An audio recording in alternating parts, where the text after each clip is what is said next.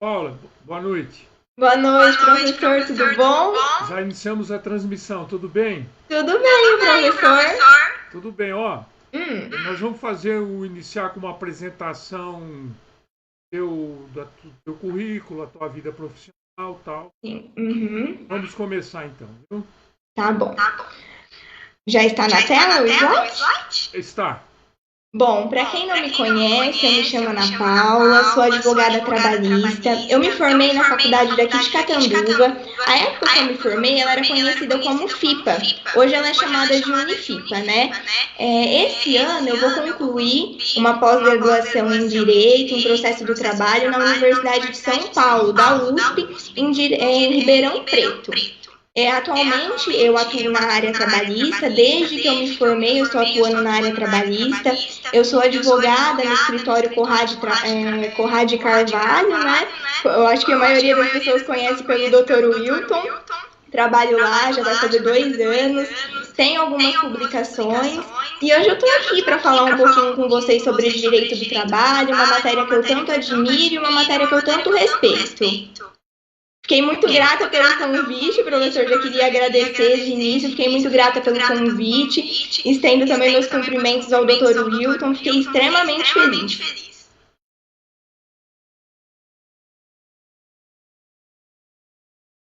Bom, damos a tua apresentação.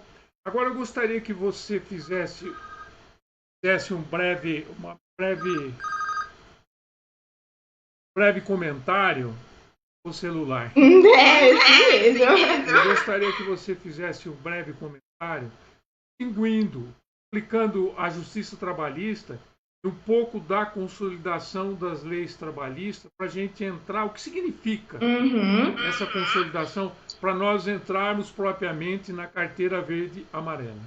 Primeiramente, eu também gostaria de cumprimentar todos que estão presentes, que estão disponibilizando um tempinho para nos assistir, para enriquecer o nosso conhecimento, né? É sempre bom a gente aprimorar.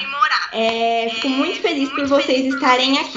Então, fazendo um pequeno início da consolidação das leis trabalhistas, da Justiça do Trabalho. A Justiça do Trabalho ela é uma justiça especializada, ela só julga relações de trabalho. O que acontecia? Por que houve essa necessidade de institucionalizar uma justiça do trabalho? Antigamente, quem julgava eram os juízes comuns.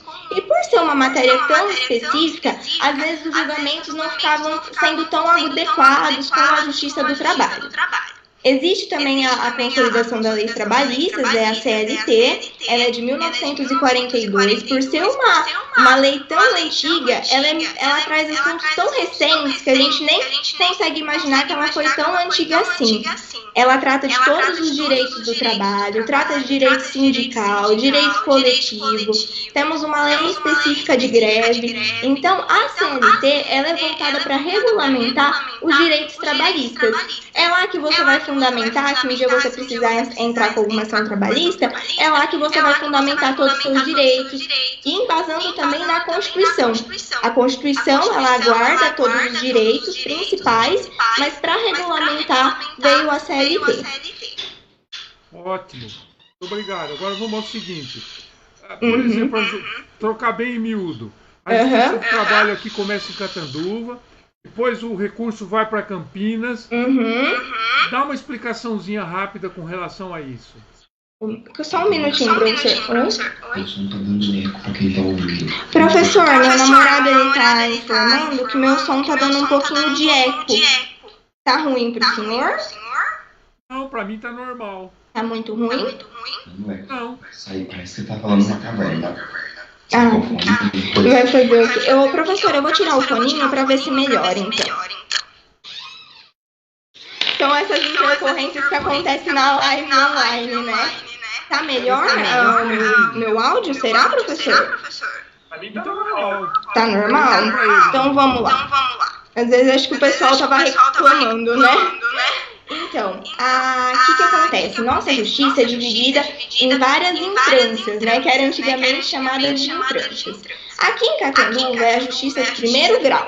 Você entra com uma ação aqui e de lá você vai obter uma sentença. E Caso essa sentença não for tão favorável para você ou nem tão favorável para outra parte, elas têm a opção de recorrer para um tribunal superior. Aí, esse tribunal superior é dividido em regionais. Daqui de Catanduva, quem guarda relação com Catanduva é o TRT da 15ª região, o de Campinas. Então, se você não se sentir satisfeito com a decisão, você pode recorrer para esse tribunal de Campinas. Lá vai ter uma turma de desembargadores que irá julgar o seu recurso. Se também você não ficar satisfeito, tem a última instância que a gente fala, que lá é o Tribunal Superior do Trabalho, é o TST. Lá também é constituído por desembargadores e eles também vão analisar se aquele acórdão, porque depois que sai do Tribunal Regional da 15ª Região é proferido um acórdão. Eles vão analisar se aquele acórdão você tem direito ou não de ser revertido. Então é dividido em 3 instâncias. Aqui o de primeiro grau, o de segundo grau, que seria o TRT, os TRTs regionais, e o de terceiro grau, que seria o do TST, que é a instância final. Se você não conseguir reverter lá, dificilmente você vai conseguir subir para o STF, lá realmente é a instância final para a Justiça do Trabalho. Ótimo. Explicação bem didática. Agora nós vamos diretamente ao nosso assunto. Carteira verde, amarela. Você poderia explicar o que é uma medida provisória? Enfim, fazer um esclarecimento sobre essa carteira verde e amarela. Tá, vamos lá. Eu vou explicar primeiro o que é a medida provisória. A medida provisória é uma espécie normativa prevista na nossa Constituição Federal. Ela tem o mesmo efeito de uma lei, só que ela vai vigorar por um certo lapso temporal. Ela vai vigorar por 60 dias, prorrogáveis por mais 60. Então é assim, se durante esse período temporal não for convertida em lei, ela não vai produzir mais efeito. Ela precisa desse prazo para converter em lei. Sei, professor. Falo que ele está dando retorno, se ele abaixa. Professor, meu namorado está informando novamente que está dando eco na live. O problema sou eu, não pus Colocar o fone de ouvido, os dois? Sou eu. Então vamos colocar para ver se resolve. Tem uma galera pedindo para tentar. Ah, sabe o que ele está falando? No Facebook o pessoal tá pedindo para que a gente resolva isso, para ver se consegue melhorar o áudio. Pode colocar que vai melhorar. Vamos ver. Vai lá ver se tá melhor, então. Ou vai ver ali no quarto. Ó. Pode ficar tranquila que agora melhorou. Será que agora melhorou? O pessoal tá pedindo pra gente ajustar isso. É bom que o pessoal pergunta, significa que nós estamos tendo assistência. Então, gosto assim. Pensei que era um assunto chato, que o pessoal não fosse ouvir, né? Esse povo pensou, é um assunto de direito, o povo, vamos deixar quieto. Deixa eu ver, então, melhorou? Vamos voltar. Melhorou sim. Melhorou, Guto? Não vi aqui. Perguntando pro pessoal do Facebook. Ele tá perguntando pro pessoal do Facebook se melhorou. Agora Resolveu, professor. Era o fone de ouvido mesmo. Lógico. Que bom, então. Será que é bom a gente voltar a algum ponto? Pergunta pra ele que tá do teu lado aí. Você acha que é bom voltar em algum ponto? Se quiser voltar para as questões, é com o pessoal do grupo. Ele tá perguntando com o pessoal se é bom dar uma voltadinha. Bom? Professor, eu acho que a gente pode só dar uma breve introduzida, então, da CLT, já que estava dando eco, e a gente já vai para a medida provisória, né? Isso. Então, vamos lá, gente. Antes dessas intercorrências, na verdade, a gente não sabia que estava acontecendo isso, né? O professor me pediu para que a gente falasse um pouquinho sobre o que é a CLT, a Justiça do Trabalho. Então, o que eu estava explicando? A Justiça do Trabalho ela é uma justiça especializada. Ela somente vai julgar causas que são de relação de emprego. E a CLT é lá que todos os nossos direitos estão reservados, além da Constituição Federal. Mas a CLT, ela visa regulamentar a maioria dos nossos direitos. E assim, por mais que a CLT seja de 1942, até antes da nossa Constituição Federal, ela tem muitos direitos que são totalmente atuais. Ela abrange a maioria dos nossos direitos trabalhistas e tem uma eficácia ótima nos nossos dias. Ótimo. Agora você pode Com esse gancho que você mesma deu, você pode entrar na medida provisória, porque na realidade essa medida provisória ela modifica algumas coisas da Da CLT. própria CLT, exatamente. E qual a idade que mais atinge essa medida provisória? Qual a faixa etária que mais atinge? Então vamos lá. Antes da gente entrar propriamente dito na medida provisória, eu só vou explicar o que é uma medida provisória para o pessoal não ficar perdido, né? Medida provisória é uma espécie normativa que está prevista na nossa Constituição Federal.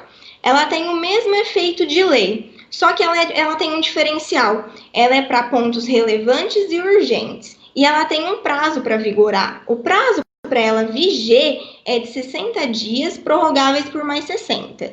Se ela não for convertida nesse prazo, ela perde sua eficácia. Ela não vai mais produzir os efeitos que ela estava produzindo nesse prazo que ela teria de validade. O que aconteceu nessa medida provisória, né? 905, né, professor? Pode ver, pode ficar tranquilo. Eu já até esqueci o número da MP, mas se eu não me engano é 905 de 2019. Essa medida provisória, ela foi considerada até mesmo uma reforma trabalhista, porque além de ela instituir esse contrato verde e amarelo, ela alterava muitas outras leis da CLT, como salário in natura, premiação, bancários. Então, além de instituir isso daí, ela fazia alterações na CLT. Então, ela foi muito criticada. Mas como o nosso tema é sobre o contrato verde e amarelo, eu vou explicar um pouquinho para vocês o que quer dizer esse contrato verde e amarelo. O contrato verde e amarelo, ele não é aplicável para todas as pessoas. Como o professor já tinha dito, ele tem um público-alvo. E esse público-alvo vai para os jovens trabalhadores, de 18 a 29 anos. E qual que é a finalidade dessa medida provisória? Essa medida provisória, ela tem um incentivo, ela visa fomentar a contratação do primeiro emprego desses jovens que nunca tiveram registro na CTPS, na Carteira de Previdência e Social. Então, o que eles falam? A ideia dessa MP? Bom, empresas contratem esses funcionários, esses jovens trabalhadores que não têm experiência, e em troca disso, eu vou desonerar a folha de pagamento de vocês. Então, é um tanto quanto atrativo para as empresas, né? As empresas falam, bom, vou contratar um empregado que não tem muita experiência e eu vou ter desoneração da minha folha de pagamento. Que em relação a uma pesquisa, eles falam que a folha de pagamento, ela influencia de 30% a 34% no custo do funcionário. Então, o que essa medida provisória trouxe de novo e que gerou tanta polêmica? Como eu disse, ela visa instituir e fomentar a contratação do primeiro emprego. Só que aí, o que acontece? Vamos para o primeiro ponto. Esse contrato é um contrato por prazo determinado, é um contrato especial. Então, ele tem uma vigência pela lei de 24 meses. Então, você pode contratar um trabalhador, mas não pode ultrapassar essa vigência de 24 meses. Aqui é um dos pontos que gerou conflito dos doutrinadores, estudiosos do direito, porque a CLT ela também prevê o contrato por prazo determinado. Só que a CLT, a fim das pessoas, de evitar as empresas a contratar sempre por prazo determinado, ela coloca um prazo e admite uma única prorrogação. Nesse contrato verde e amarelo é diferente. Lá, você não pode extrapolar o prazo de 24 meses, mas é admitido inúmeras prorrogações. Então, eu posso te contratar por 3 meses, depois termina teu contrato, eu te contrato por 6. Então, teve uma crítica em relação a isso. Outro ponto que gerou bastante confusão foi que na CLT, se caso esse contrato por prazo determinado ele vier romper durante esse tempo, você tem que pagar uma multa. E essa multa é uma indenização referente aos últimos meses do contrato de trabalho. Vamos supor, eu fui contratado para trabalhar 1 ano. E aí, porventura, o empregador não gostou, eu não sei, aconteceu algum outro motivo. Ele vai lá e fala, olha, eu quero te mandar embora. Então, os outros meses restantes, ele vai ter que te indenizar pela metade. Nesse contrato verde e amarelo, não. Eles instituíram uma cláusula assecuratória. O que isso quer dizer? Não tem de pagar nada. É bem assim que vai acontecer. Outro ponto interessante é o salário antecipado. Esse salário antecipado, ele funciona da seguinte maneira. Bom, todo final do mês, após você trabalhar, eu vou lá, vou te pagar teu salário, vou incluir tuas férias e o teu 13º. Inclusive, eu posso incluir a multa dos 40% do FGTS, que na verdade aqui não é 40%, é 20%. Olha outra redução dos direitos trabalhistas, né? Então, você tem essa possibilidade também de negociar isso com o empregador. E outro ponto importante, você somente vai poder contratar os trabalhadores para receber até um salário mínimo e meio.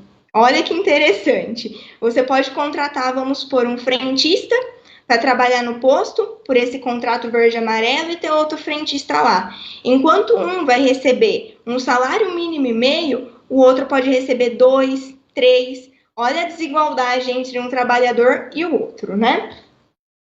Os direitos trabalhistas ficam praticamente os mesmos. Todos os direitos assegurados na Constituição Federal, que são os direitos mínimos do trabalhador, eles são mantidos. Acontece que a lei faz uma ressalva em relação a isso. Ele fala, eu asseguro a Constituição Federal também, eu asseguro a CLT, as convenções e o acordo, mas tem uma coisa, se ela for contrária ao que eu estou falando, prevalece o que eu falo, prevalece o que dispõe a lei do contrato verde e amarelo. E aí, o que as pessoas podem estar pensando? Bom, é benéfico para a empresa, eu vou ter um salário fixo de um salário mínimo e meio, eu vou mandar todos os meus funcionários embora e vou contratar só desse, né? As empresas poderiam pensar assim. A medida provisória, já pensando que poderia ocorrer isso, o que ela fez? Ela falou, empresa que tenha até 10 trabalhadores poderão até 2 contratos verde e amarelos. Empresas que tenham mais de 10 trabalhadores poderão até 20% dos seus funcionários ser contratados por essa medida verde e amarela. E o que a lei fala também? Se eles não respeitarem esse limite, esse contrato será convertido por prazo indeterminado e será restabelecida todas as leis, todos os direitos previstos na CLT. Então, é muito interessante as empresas pensarem nisso, porque você tem um limite a ser respeitado. E outro limite que ela coloca é o seguinte, eu sou trabalhador dessa empresa, ela pode pensar, vou te mandar embora e vou te contratar por esse contrato verde e amarelo. A lei, pensando nisso também, ela colocou um limite. Ela falou, não, você pode contratar, mas você vai ter que esperar um lapso temporal de 180 dias. Porque senão as empresas iriam fazer exatamente isso. Já que o salário é menor e eu vou ter uma desoneração da folha de pagamento, o mais interessante seria mandar os funcionários embora e contratar por esse contrato verde e amarelo. Então, a lei colocou esses 2 limites, que é bem interessante, né? Então, aí já cabe uma pergunta. Embora você elencou algumas, na sua opinião, houve mais prejuízo aos trabalhadores do que benefício? Faz parte de uma reforma liberal todo esse conjunto que você falou agora? Seria uma reforma liberal? Agora eu vou entrar em 2 pontos que eu vou concordar que isso daí, essa medida provisória, ela foi prejudicial para o trabalhador. Primeiro que eu falei do salário, porque vão ter 2 trabalhadores que vão receber salários diferentes, exercendo a mesma função. Seria totalmente, eu acho que seria bem difícil a Justiça do Trabalho reformar uma decisão quando ela for pedir equiparação. Porque quando a gente desempenha as mesmas funções, a mesma carga horária, a gente pode demandar judicialmente para requerer a equiparação do salário. Que mais que essa medida provisória trouxe que é prejudicial por trabalhador? A gente sabe que as empresas têm que recolher aquela alíquota de 8% que vai ser destinada à Caixa Econômica Federal. É uma poupancinha que todo empregador tem, que é registrado. A alíquota, via de regra, é de 8%. Na verdade, é de 8%. No contrato verde e amarelo, o que essa medida provisória previu? Ela previu que essa alíquota será reduzida para 2%. Então, olha outro prejuízo por trabalhador. Ele vai ter um recolhimento de FGTS na sua poupança apenas de 2%. Em relação à multa do FGTS também, é outra coisa que teve uma alteração. A multa do FGTS é de 40%.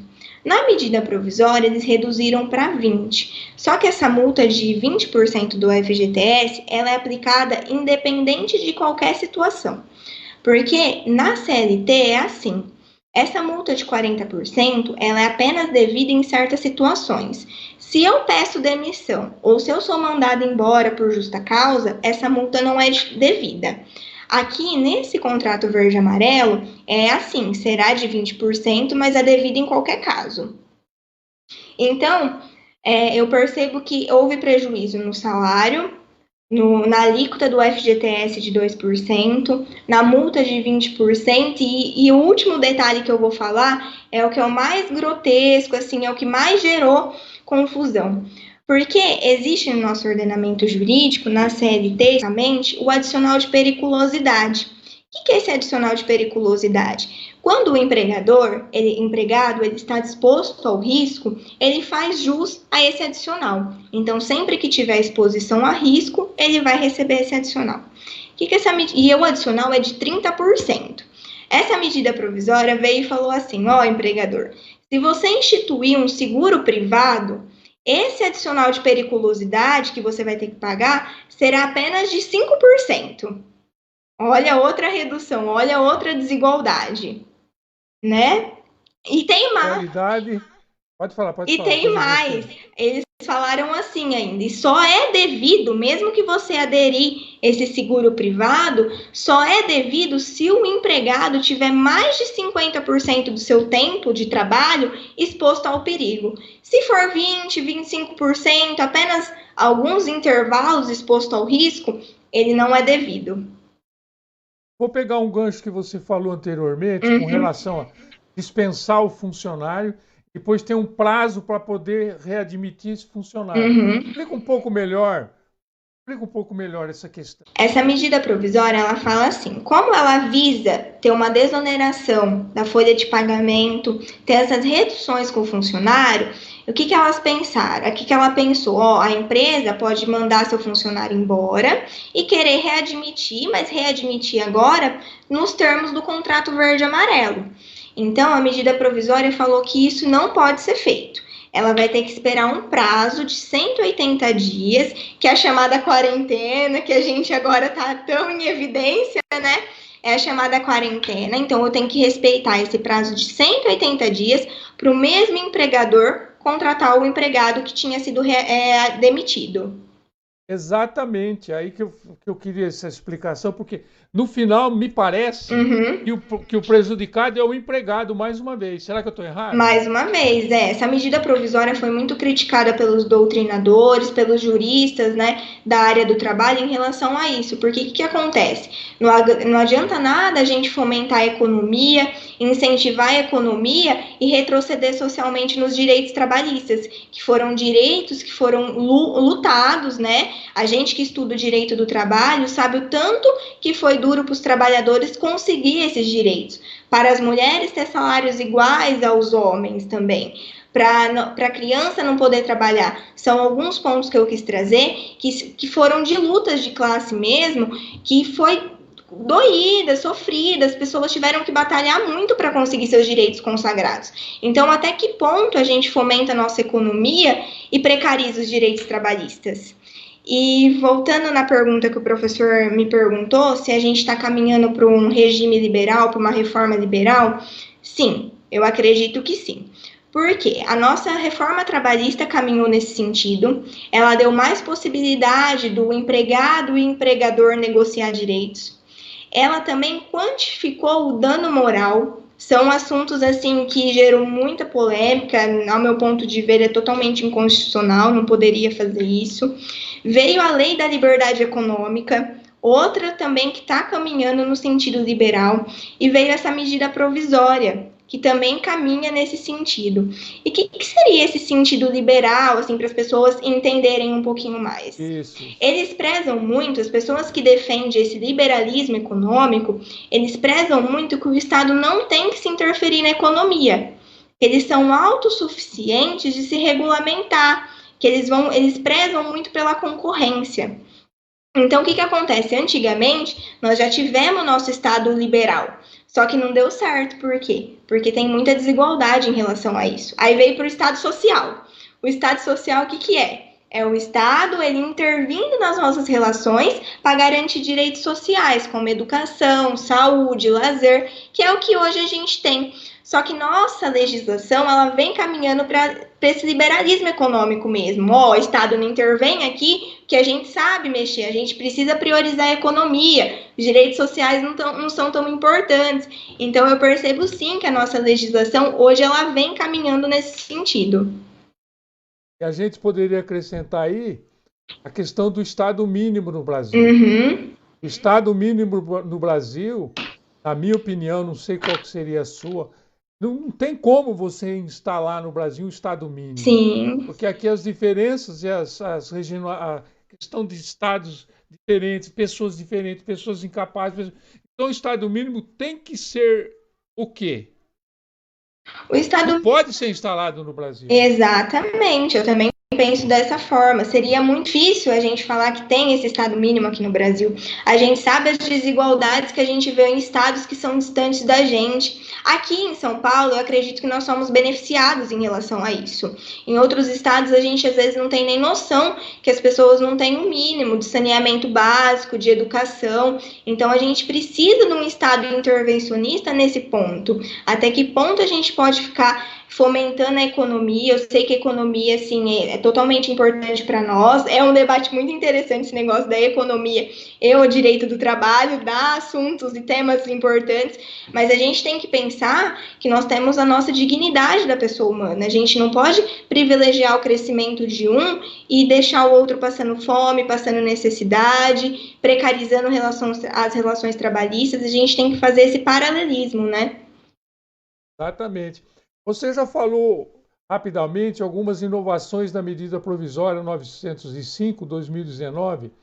Você teria mais alguma a acrescentar com relação a esse contrato verde-amarelo? Em relação ao contrato verde-amarelo, professor, eu quis trazer as novidades mais, assim, que foram gritantes, que realmente gerou questionamento. Ela trouxe algumas outras inovações, mas tudo dependia de lei para regulamentar, porque ela não foi convertida em lei, essa medida provisória. Então, ela teve a vigência dela até dia 20 de abril.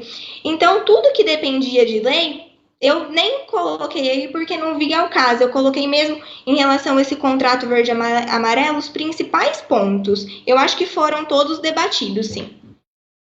Teria algum que você gostaria de ressaltar? Algum que você gostaria de voltar para explicar melhor para as pessoas que estão assistindo? Eu acho que o mais importante dessa reforma são os salários, que eu expliquei, porque a gente não pode contratar pessoas e fomentar a desigualdade. Fomentar a ideia de, por exemplo, assim, ó, eu vou contratar um frentista por um tanto, mas aí eu vou lá e consigo contratar outro por 1.500, dá uma coisa assim, um salário mínimo e meio. A gente não pode tratar as pessoas desiguais dessa maneira. As pessoas estão exercendo o mesmo trabalho.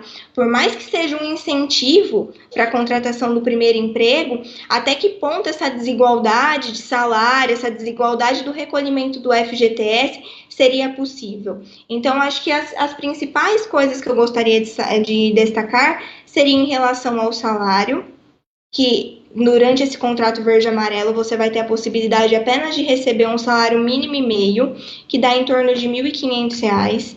Gostaria de ressaltar em relação à alíquota do FGTS, que de 8% ela é reduzida para 2%. A multa do FGTS de 40% ela é reduzida para 20%, e o adicional de periculosidade, que é de 30%, é reduzido para 5%. E tem mais, só vai ser devido se você ficar por mais de 50% da sua atividade laborativa exposto ao perigo. Eu acho que esses são os pontos que eu gostaria de ressaltar mais. E essa quarentena também?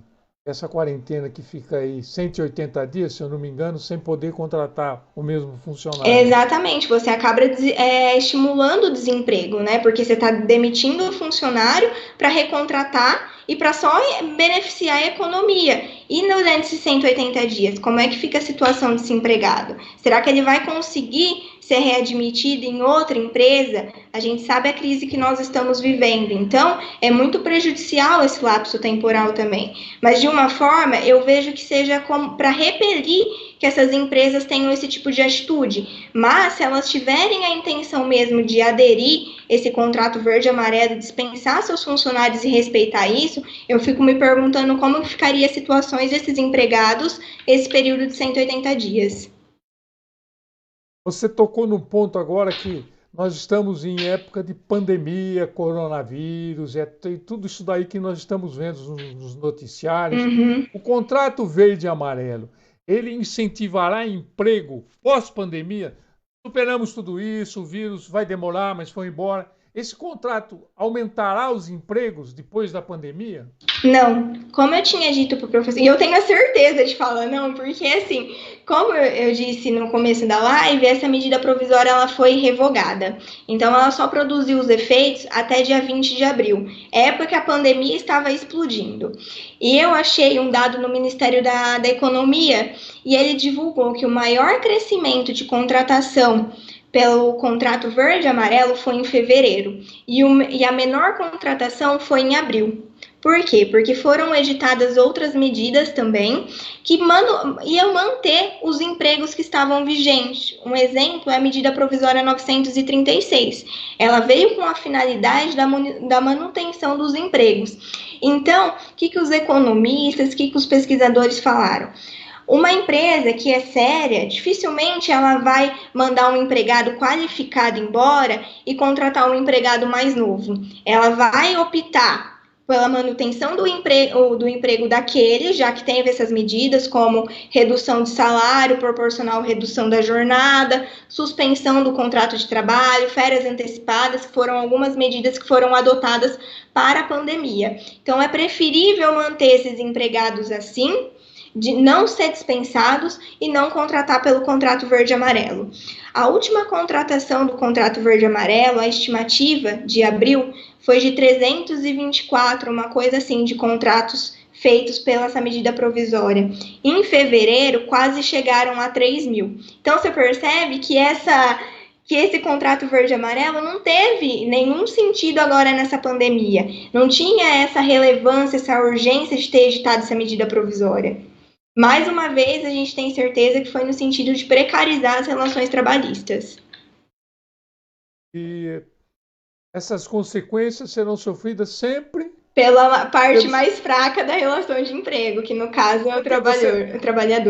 O trabalhador. E você pega esse trabalhador até um salário mínimo e meio, porque nós vamos ver que sindicalizado, a grande maioria não tem relação com sindicatos. Não. São pessoas. Então, explica um pouquinho mais sobre isso aí. O sindicato é assim, nós temos a nossa legislação trabalhista, temos os empregados e os sindicatos. O sindicato, ele tem a intenção de propiciar melhores direitos para nós.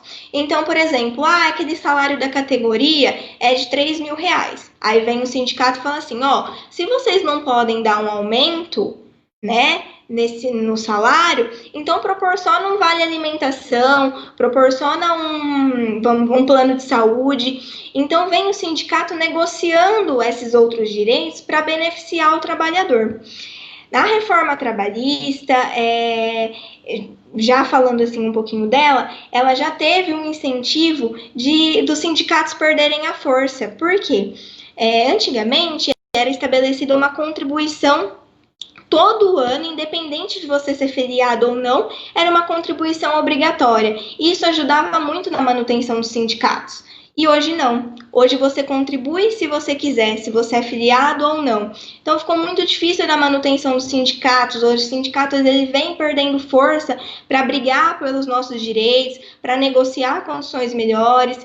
Então, num contrato verde e amarelo assim, eles estão dando a possibilidade de fazer acordo individual entre o trabalhador e o empregador. Então, fica cada vez mais difícil, porque você, na condição de empregado, você aceita as condições do que o seu empregador está te dando, porque você quer garantir seu emprego. Então, dificilmente você vai debater com esse empregador, isso eu não admito, visando sempre a manutenção do emprego. Então, nós vamos cair na seguinte questão. Essa visão liberal, essa reforma liberal causou muito mais prejuízo ao trabalhador, facilitou a relação de trabalho prol dos empregadores. Bom, como a nossa live já está adiantando, você gostaria de fazer as considerações finais? Primeiro, eu gostaria de parabenizar você, uma pessoa tão jovem, demonstrando tanto preparo, tanta habilidade nesse tema, que é um tema complexo. Depois você finaliza para nós. Faça mais alguns comentários com relação a tudo isso, essa MP, enfim. Aproveite o teu tempo. Professor, eu fiquei muito feliz mesmo. Obrigada pelos elogios. Espero que eu tenha esclarecido, não tenha ficado confusa, que o pessoal tenha entendido, enriquecido um pouquinho mais o cotidiano deles. Eu gostaria de deixar uma reflexão. Até que ponto nós podemos fomentar a economia e precarizar os direitos do trabalho, direitos constituídos ao longo do tempo? Nós temos que, antes de incentivar totalmente a economia, não estou falando que esse não seja um ponto principal, a gente precisa da economia com certeza. Economia girando, os trabalhadores também vão ganhando oportunidades. Só que a gente não pode apenas pensar nas empresas. A gente tem que dar condições para esses empregados ficarem satisfeitos, para esses empregados terem vontade cada vez mais de trabalhar, de crescer naquela empresa. Então eu percebo que falta muito disso. O empregado, às vezes, ele está naquele emprego porque ele precisa da família, não porque ele se sente motivado. Então a gente tem que ter essa visão. As empresas, elas têm que ter uma visão de dar uma oportunidade de crescimento para os nossos trabalhadores. Fomentar a educação, incentivar, demonstrar que você tendo educação, você vai poder chegar em lugares que outras pessoas que não dão tanto valores para a educação conseguem chegar. Então é essa ideia que eu quero deixar, que as empresas também voltem a sua atenção para os trabalhadores, porque trabalhadores motivados, eles vão estudar, eles vão buscar crescer mais e vão enriquecer cada vez mais ainda a empresa. Exatamente. Eu acredito que a tua forma didática de explicar acabou compensando aqueles minutos que nós perdemos no início da entrevista, que acabou sendo responsabilidade minha, que eu não coloquei. Imagina! Então, eu agradeço você, agradeço a colaboração, agradeço a página MECA, que está dando uma abertura muito grande. Vamos para uma próxima. Muito obrigado, doutora Ana Paula. Até uma próxima. Tchau. Eu que agradeço, meu professor, pela oportunidade. Estou muito feliz de estar aqui com vocês. Obrigada mesmo.